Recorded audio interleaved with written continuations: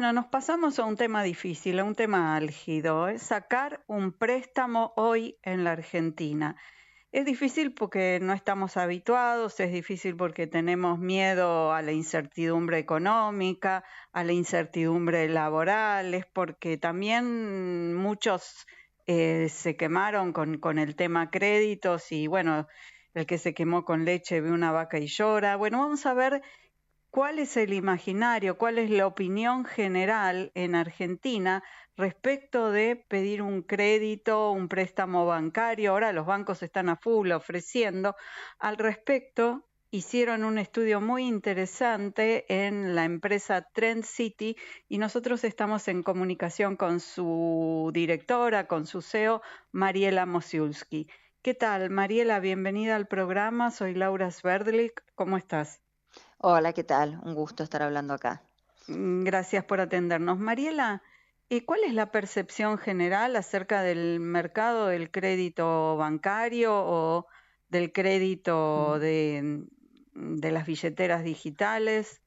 Sí, bueno, como bien anticipabas en la presentación, hay mucho temor al tema crédito o préstamo, se asocia más con el tener un problema y no tanto con la posibilidad de poder realizar alguna inversión o algún emprendimiento o un sueño postergado, a diferencia de otros países del mundo. Este estudio lo hicimos en 1000 casos, total población de Argentina, junto a la empresa Ualá, que le interesó justamente entender cuáles eran las percepciones de los argentinos, también lo hicimos en Colombia y en México, en relación al crédito, y lo que veíamos como principal hallazgo es que solamente 2 de cada 10 argentinos consideran que es accesible, o sea que es posible pedir un préstamo en Argentina o que es posible para ellos, y que los principales problemas son la inestabilidad del país, las altas tasas de interés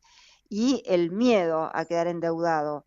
Ujú. Muchos dicen que preferirían pedirle a un familiar, a un conocido, aún sin poder evaluar cuáles son las condiciones, solamente por la confianza a ese conocido, que tal vez termina siendo más Complejo. costoso o no, Ujú. pero también es importante entender que en la región en general, y los números de Argentina son parecidos al de la región, la educación financiera no es muy fuerte, entonces poder hacer todo el cálculo de lo que implica la tasa de interés, los plazos, si es un plazo a corto plazo, si es más a largo plazo, si el país está realmente bajando la inflación, qué pasará el año que viene.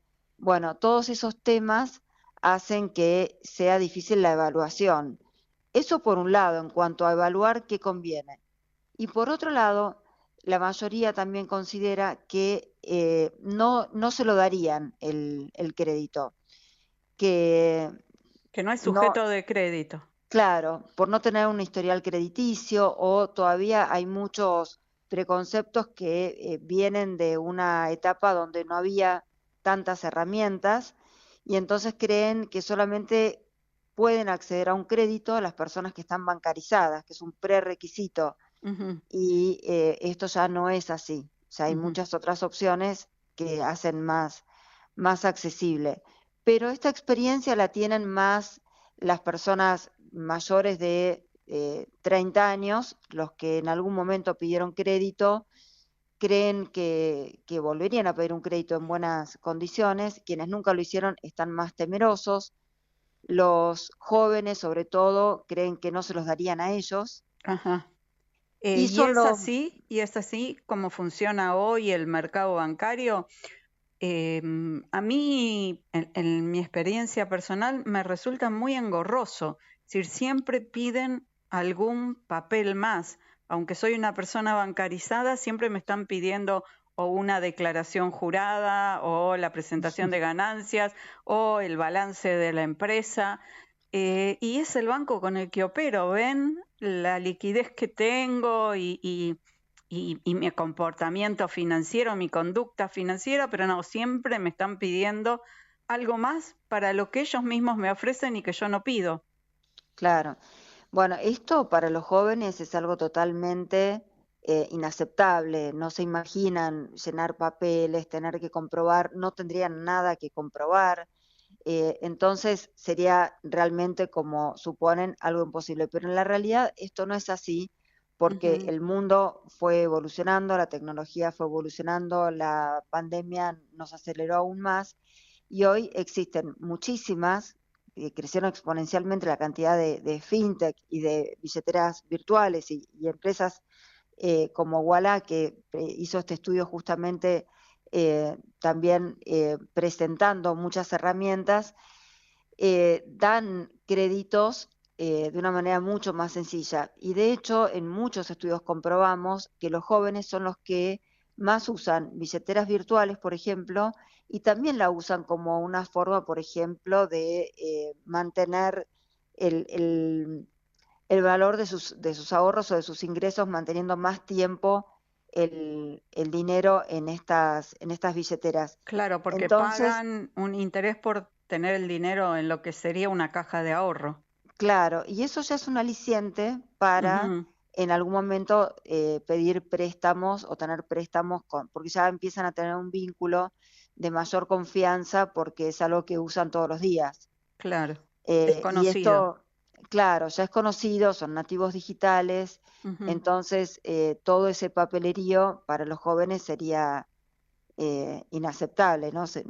En otros países Para la los gente adultos también. Claro, porque todos vivimos en esta misma época, ¿no? Empieza a ser inaceptable para Claro, pero es todos. que siempre hay algo más que te piden. Es decir, tienen toda tu conducta crediticia, pero no importa, hay algo más. Claro, Siempre un bueno, sí, papel para mandar a legales.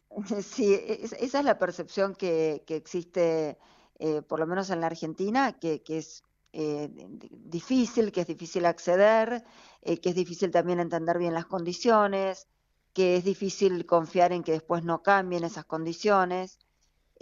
Pero también se reconoce, digamos, como lo dilemático, es que también el crédito es reconocido como algo de relevancia social para Ujú. financiar distintas necesidades. Y Eh, justamente te iba a preguntar, ¿cuáles son los motivos por los cuales una persona en la Argentina toma crédito? bueno, el 50% para algún emprendimiento, chiquito, grande, no importa la escala, pero para algún emprendimiento que estén realizando y que necesiten ese capital para iniciarlo o para sostenerlo. Casi un 40% para bienes durables, por ejemplo, para una vivienda o para un automóvil, o para arreglar una vivienda, o para comprar una computadora, o para comprar materiales de Ujú. trabajo. Y un 25% para cubrir gastos inesperados, como préstamos que así como de último momento, no porque estaba planificado, sino porque tuvieron, por ejemplo, que gastos inesperados en el hogar, tener que hacer arreglos importantes o en el auto, mudanzas, ese tipo de cosas, y un 24% para pagar deudas, eh, que es un tema también importante, ¿no? Que con los últimos años se han generado deudas, incluso, por ejemplo, con las tarjetas de crédito, y después se necesita un préstamo o un crédito para regularizar esa situación. Porque por ahí el préstamo que uno saca paga mucho menos interés que lo que cobran las tarjetas de crédito, que siempre es un porcentaje alto. Entonces se Y bueno, cambia una sí, deuda por otra por ser claro. más conveniente. Lo interesante es que la población empieza a estar más atenta a estos numeritos de cuánto es lo que se cobra por no pagar el total de la tarjeta y pagar solo el mínimo, versus otras opciones, tanto de cómo mantener el dinero más tiempo para que rinda más, Ujú, como, bueno, cuánto pueden costar otros préstamos o si están cambiando a medida que baja la inflación, comparar las distintas opciones, comparar también todo lo que me piden, si podría acceder o no, si lo voy a necesitar a largo plazo, a corto plazo. La mayoría prefiere a largo plazo en la Argentina, por ejemplo. Sobre todo quienes ya tuvieron alguna experiencia. Los que tienen menos experiencia quieren pedir créditos o préstamos cortitos para enseguida sacarse el sí. problema encima, ¿no? Porque se asocia con un problema y no con ayuda, con una posibilidad extra para concretar Ujú. lo que estén pensando concretar, como vimos Claro, recién, que pueden ser... claro. Creo que una de las principales contras con las que uno tiene que lidiar es la inestabilidad que hay en este país. Vi que el Sí, estudio también tenía réplica en México y Colombia. ¿Es igual la situación frente al mercado crediticio de un mexicano, de un colombiano que un argentino? Pues son economías mucho más estables. sí, son economías mucho más estables. De todas formas, también son, y tal vez más que la Argentina, muy, muy polarizados. Hasta hace poco el nivel de bancarización no era muy alto, entonces son otras fuentes, eh, otros oferentes de créditos los que tenía la población en general. Ujú, En México, por ejemplo, existen muchísimos créditos que se otorgan bajo nómina, ¿no? Que después se descuentan del sueldo, por ejemplo. Son formas diferentes y la gente está más acostumbrada a vivir endeudada y cuando termina un crédito empieza el otro. Los resultados de este estudio todavía no los presentamos en México y Colombia, los estamos terminando de procesar, pero como gran número, el temor, ese 2% en el promedio de los países se convierte en un 3%. O sea, hay más confianza en poder obtener un préstamo que en la Argentina. ujú, En la Argentina solo un 2%, un 22% para ser más exactos. ajá. Y en el total de los países en el promedio es un 3%. O sea, hay más confianza en que les van a dar un préstamo de diferentes oferentes, no necesariamente los bancos. Sí. Pero bueno, es todo un mercado que está cambiando mucho en todos lados, ¿no? Con el ingreso de estos nuevos jugadores. Claramente, sí. Y también debe haber influenciado mucho este mercado la baja fuerte de tasas de interés que hubo, ¿no? Lo hace Claro. como más asequible, me refiero al mercado argentino. Sí, sí, en este momento se está evaluando mucho las posibilidades que existen, si va a seguir bajando, si es el momento. Y bueno, como decía antes, lo primero que miran son las condiciones de pago, los plazos, los montos, después el costo financiero, o sea, la tasa de interés, qué otros cargos tienen, qué otras comisiones, pero bueno, es una evaluación muy finita, que no Sí, todos, o sea, la mayoría reconocen que no están en condiciones de evaluar todas estas características. Sí hay también una expectativa de mayor transparencia y como decías antes, la facilidad y para las condiciones, para la solicitud y claro, todo el proceso de solicitud, que haya claridad, que haya transparencia, que haya facilidad, acompañamiento, porque hasta ahora el lenguaje financiero era un poco alejado a la sí, mayoría de la población. muy críptico ya el costo financiero total y la tasa nominal anual, ya ahí te perdés. Y Sí, es lo primero que hay que tener en claro para saber cuánto va a terminar costando.